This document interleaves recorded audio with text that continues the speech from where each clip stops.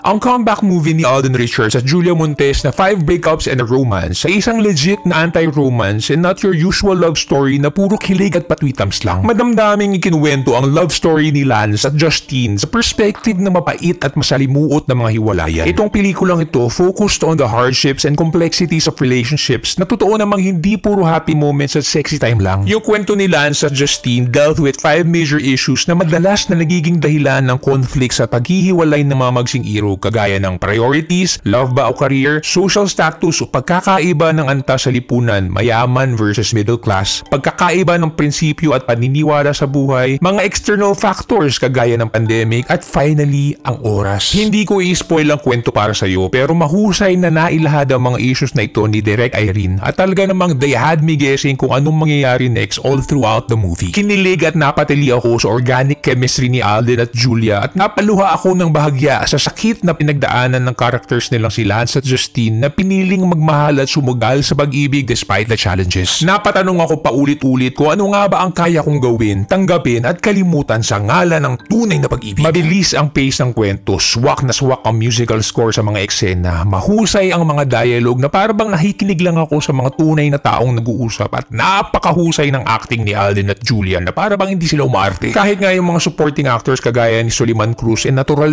ang acting. Hindi ko naramdaman na pumapatak ang oras at talagang na-enjoy ko ang pelikulang ito. Hindi man ako eksperto kagaya ni Kuya Boy, pero bilang movie fan, isa ito sa pinakamagandang Pinoy films na napanood ko in recent memory. Sulit panoorin to sa mga sinehan kaulam, at dahil dyan, I'm giving 5 Breakups and a Romance an A+.